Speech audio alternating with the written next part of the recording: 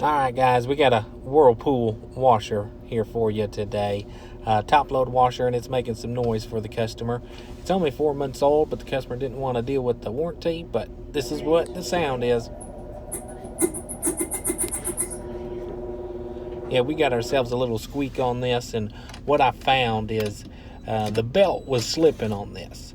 And to get to the belt, you just got these 5/16 screws down the bottom. What I do is I pull that washer out and I tip it backwards, and you get these 2 screws out. That pulls off the cover of it, and then you can, go ahead and replace that belt. I'll have the link in the description down below if you guys need a belt on your washer if it's making this exact same sound. But that's what it was on this. I mean, the belt was just a little bit stretched, and when the belt stretches, it's a little bit looser on the pulleys there, and it can slip on them. And we swapped it out. Noise went away, and we were good to go.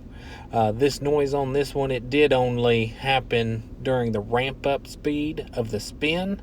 So yeah, if you're having the same exact issue, it's probably going to be the belt for you guys, and it's not too bad to replace. I mean, all you need is a 5/16 nut driver to get that cover off, then 2 hands to get the belt off and then back on. We already got the belt off. You pretty much just pulled off that big pulley, and how I put the belt back on is I wrap it around the smaller pulley on the motor first, and then wrap it around the big pulley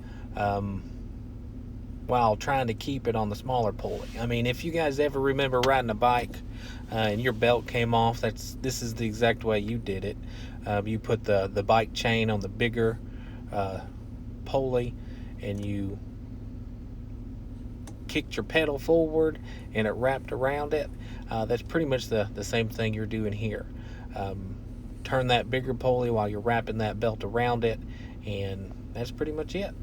You're getting that belt back on, and then you can put that cover back on, and then give her a test to make sure that noise has gone away. Now, how I'm testing it is I'm running it through diagnostics, and I'll have a link in the description down below on how to actually get to this point, but I'm in the component activation part of it, running the high spin or high speed spin test on this, and we're just going to see if there's any noise that comes out of it.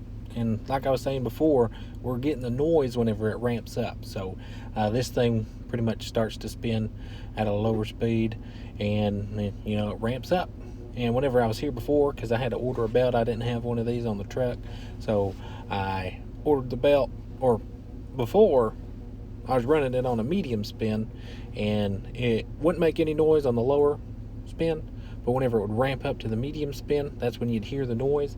And whenever you run that high spin, it goes from it drains, starts spinning slowly, ramps up again, and then ramps up again.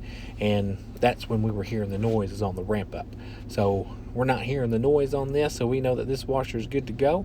So I mean, if this video helped you guys, give me a like, subscribe, and I do appreciate y'all watching.